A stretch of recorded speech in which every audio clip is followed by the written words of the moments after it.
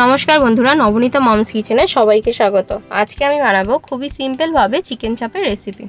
চলো তাহলে আমি প্রথমে ননস্টিকের প্যানটাকে গরম করে নিয়েছি, তাতে দিয়ে দিয়েছি 2 থেকে 3 স্পুন মতো সাদা তেল।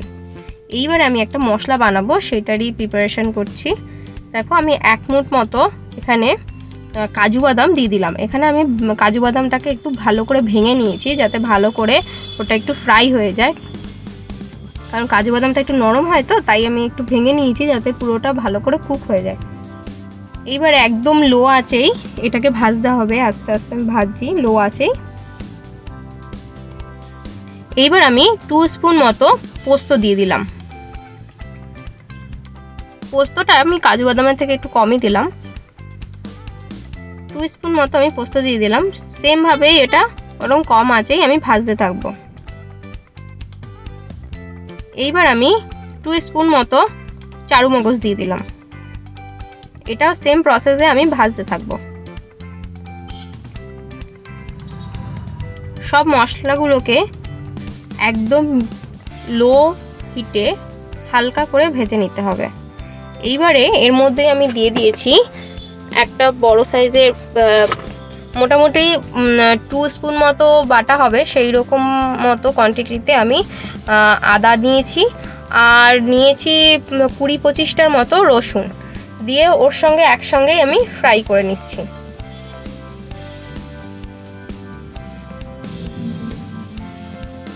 আমরা রেস্টুরেন্টে গেলে চিকেন চাপ তো খাই, কিন্তু বাড়িতে কিভাবে সহজ পদ্ধতিতে বানানো যায় সেই ট্রিকটাই আজকে তোমাদেরকে শেখাবো।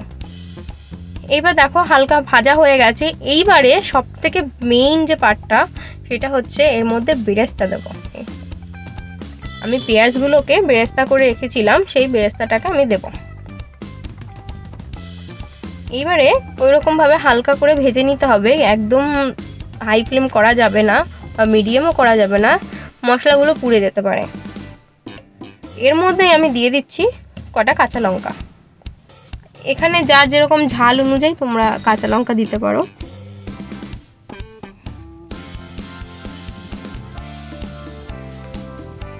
এই রেসিপিটা রুটি বা পরোটার সঙ্গে দারুণ লাগে, আর যদি বিরিয়ানির সঙ্গে হয়তো একদম জমে যাবে। দেখো আবারও আমি একটু ভালো করে টস করে নিচ্ছি। আমার মশলাটা রেডি হয়ে গেছে। এইবার আমি ঠান্ডা হতে দেবো।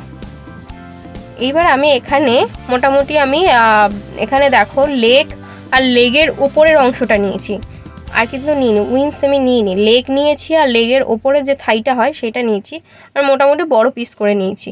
নিয়ে আমি পরিষ্কার করে নিয়েছি। এখানে আমি মোটামুটি 1.5 কেজি মতন মাংস নিয়েছি।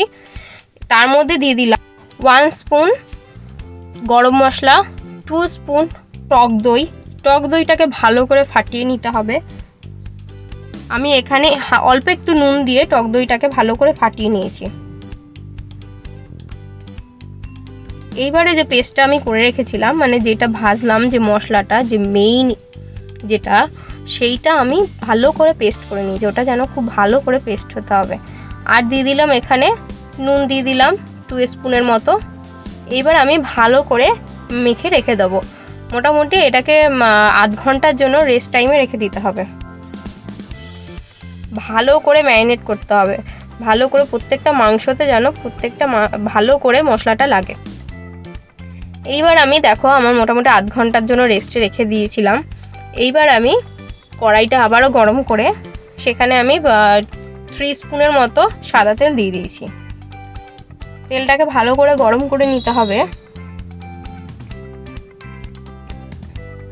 এইবার তেলের মধ্যে দিয়ে দিলাম 1 ইঞ্চির মতো দারচিনি, ভেঙে ভেঙে ছোট ছোট করে দিয়ে দিয়েছি, আর 3টে বড় এলাচ আমি দিয়ে দিলাম। এইবার এটাকে লো ফ্লেমে আমি ভাজবো। যে যখনই সুন্দর একটা স্মেল বেরোবে, তখন আমি ওই চিকেনগুলোকে আমি দিয়ে দেবো একটা একটা করে। এই সময় উনুনের জালটা একদম মিডিয়াম ফ্লেমে থাকবে, লো নয় হাইও নয়।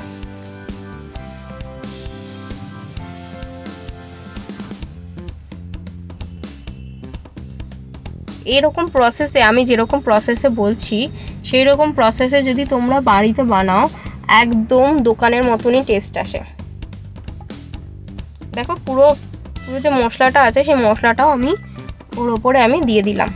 আর একটু সামান্য আমি জল মানে যে গামলাটা মশলাটা লেগেছিল সেইটাতে একটু হালকা ধুয়ে সেখানে হাফ কাপের মতো জল আমি দিয়ে ধুয়ে রেখেছি। এইবার দেখো জালটাকে একদম বাড়িয়ে দিতে হবে, বাড়িয়ে দিয়ে ওটাকে আমি একটু নাড়িয়ে দিলাম। দেখো দেখো সাইড থেকে হালকা হালকা করে তেল ছাড়ছে, আর প্রত্যেকটা মাংস নিচ থেকে হালকা হালকা করে একটু দাগ লাগছে। দেখো তেল ছেড়ে দিয়েছে, আর আমি মোটামুটি আধ ঘন্টার জন্য লো ফ্লেমে ঢেকে রেখে দিয়েছিলাম। দেখো মাংসটাও কুক হয়ে গেছে। এইবার আমি 1 কাপ দুধের মধ্যে 1 টেবিল স্পুন মতো গোলাপ জল, 1 টেবিল স্পুন মতো কেওড়া জল আর 2 থেকে 3 ফোঁটা আতর দিয়ে আমি ওটার সঙ্গে মিশিয়ে দিলাম। খুব সুন্দর দোকানের মতো সেন্ট আসে। মোটামুটি আমার হয়ে গেছে, তোমরাও বাড়িতে বানাও, আশা করি ভালোই লাগবে। আপনাদের ভিডিওটা কেমন লাগলো কমেন্ট করে জানাতে ভুলবেন না। ভালো থাকবেন, সুস্থ থাকবেন। আমি আবার আসবো নতুন একটা রেসিপির সঙ্গে। নমস্কার।